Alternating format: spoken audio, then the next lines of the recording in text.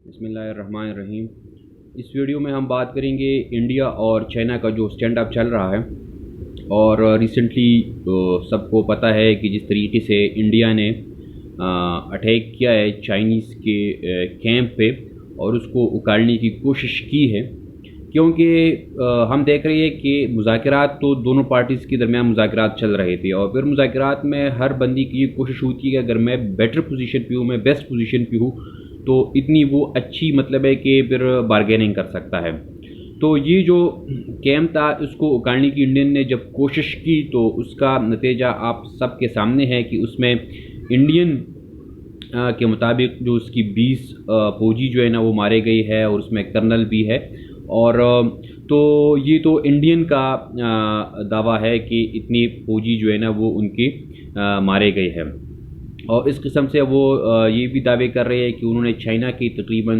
40-43 फौजी उनके भी मारे गई है, लेकिन किसी दूसरे ज़राए से अभी तक इस बात की तस्दीक नहीं हुई। न चाइनीज़ ने इस किस्म की कोई स्टेटमेंट दी है और चाइनीज़ तो खैर इस मामलात में वो बिल्कुल कुछ कहती नहीं है, क्योंकि वहाँ का सेटअप भी ऐसा है कि उन पर ना अपनी पब्लिक का इतना प्रेशर होता है, तो उनकी जो पॉलिसी होती है वो बड़ी खामोश और जो स्ट्रेटेजिक साइलेंस जो होता है तो वो तो उसका मुजाहरा करती है। लेकिन इंडिया में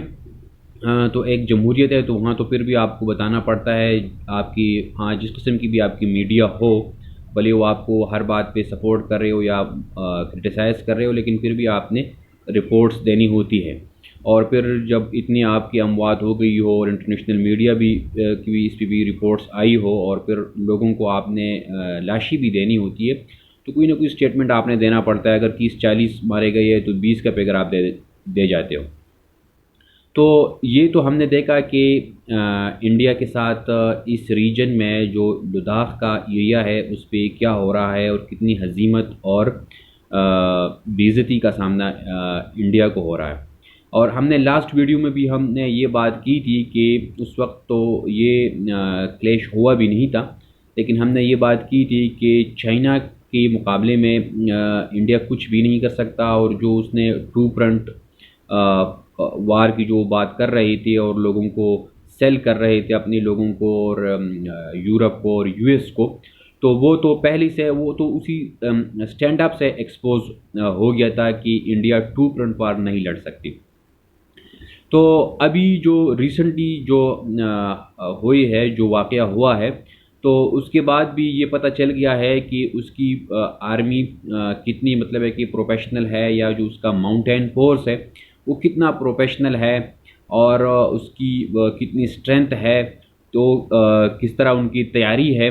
क्योंकि ये जो रीजन है तो इस रीजन में तो आप उसी फोर्स को रखते हो जो आपका सबसे ज़्यादा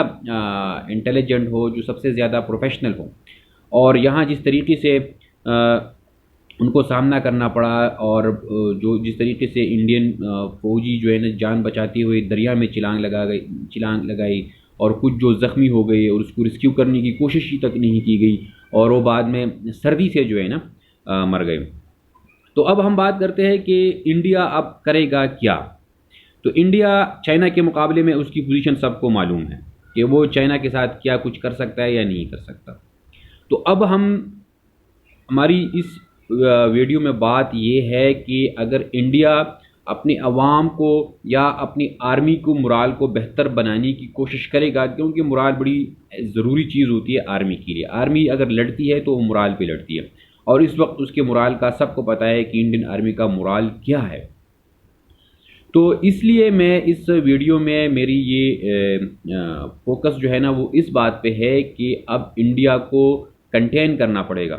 क्योंकि इंडिया की इस वक्त की जो हालत है और माजी से भी उसकी जो पॉलिसी है, एक्सपेंशनिस्ट पॉलिसी है, वो पूरी रीजन के लिए ख़तरा है। और अब वो न रीजन के लिए बल्कि पूरी दुनिया को इससे ख़तरा है। अब वो कोई ना कोई कार्रवाई कर सकता है, नेपाल के ख़िलाफ़ कर सकता है, या वो पाकिस्तान के साथ तो ऑलरेडी वो बॉर्डर्स पे जो है ना सीज़ फायर की जो खिलाफ वर्जी करता रहता है, लेकिन वो कोई मैस एडवेंचर भी कर सकता है, वो कोई हमला भी कर सकता है। तो इसलिए जो वर्ल्ड पावर है, जो ग्लोबल पावर्स है, और जो ख़ासकर यूरोपीय यूनियन है तो उसको जो है ना अपना किरदार अदा करना चाहिए और रशिया को अपना रोल प्ले करना चाहिए कि वो इस रीजन को तबाही से बचाए, क्योंकि इस रीजन में इंडिया वाहिद एक ऐसा मुल्क है जिसकी अपनी किसी भी हमसाये के साथ कोई भी ताल्लुकात अच्छी नहीं है, ख्वाह वो बांग्लादेश हो, श्रीलंका हो, नेपाल हो, इवन भूटान के साथ भी उसकी तनाज़ात है। और पाकिस्तान और चाइना तो ओपन है और क्लियर है और सबको पता है। तो इसलिए इंडिया को कंटेन करना पड़ेगा, क्योंकि ये इस रीजन की अमन के लिए भी ज़रूरी है और दुनिया की अमन के लिए भी ज़रूरी है। और ख़ासकर इस वक्त हम दुनिया जिस हालात से गुज़र रही है, जो पेंडेमिक का जो सूरत हाल है, कोरोना वायरस ने हर तरफ तबाही मचाई हुई है और 80 लाख से ज़्यादा लोग जो है ना वो मुतासर हो गए और जो इकानमी है, दुनिया की इकानमी जो है ना वो उनको एक स्टॉप मिल गया है। तो इस हालात में अगर वो इंडिया चाइना के साथ पंगा लेता है या पाकिस्तान के साथ, तो ये दुनिया की लिए एक तबाही होगी और इस रीजन के लिए, ख़ासकर इस रीजन के लिए तबाही होगी। क्योंकि पेंडेमिक के बाद जो पोस्ट पेंडेमिक में हम देखते हैं, अगर हमने दुनिया की इकानमी को बचाना है या दुनिया की इकानमी को रन करना है, उसको रिवाइव करना है, तो उसमें चाइना एक ज़बरदस्त रोल प्ले कर सकता है। क्योंकि इस वक्त चाइना वाहिद एक मुल्क है जिसके पास कैश में सब कुछ मौजूद है। तो और वो इकानमी अगर रिवाइव हो सकती है तो वो कंस्ट्रक्शन से रिवाइव होगी। और ऑलरेडी चाइना की जितनी भी प्रोजेक्ट है ट्रांसपोर्टेशन की, कनेक्टिविटी के, वो सारे कंस्ट्रक्शन प्रोजेक्ट्स है और वो इसी से वो इस रीजन की इकानमी को भी एक ऑक्सीजन दे सकती है और पूरी दुनिया की इकानमी को ऑक्सीजन प्रोवाइड कर सकता है। तो इसलिए दुनिया को चाहिए, यूरोपीय यूनियन को चाहिए और जर्मनी, फ्रांस और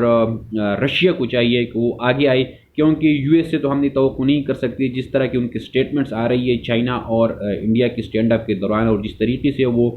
इंडियन को शेयर दे रही है और जिस तरीके से वो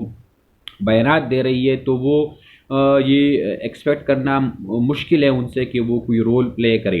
इस हालात को नॉर्मल करने में। तो इसलिए रशिया को, जर्मनी को, फ्रांस को आगे आना चाहिए अगर उसने इस रीजन को बचाना है और दुनिया की अमन को बचाना है। और पेंडेमिक के बाद, पोस्ट पेंडेमिक में जिस तरह इकानमी ने ग्रो करना है, तो उसमें चाइना का एक किरदार होगा और चाइना ही वो किरदार अदा कर सकता है। तो इसलिए इन ममालिक को फ्रंट पे आना चाहिए और उनको इंडिया को बता देना चाहिए कि वो किस किस्म की पॉलिसियाँ जो उसने अपना रखी है या जिसके कहने पे वो कर रही है, तो उससे उसको रोके और इस रीजन और दुनिया की अमन को बचाए।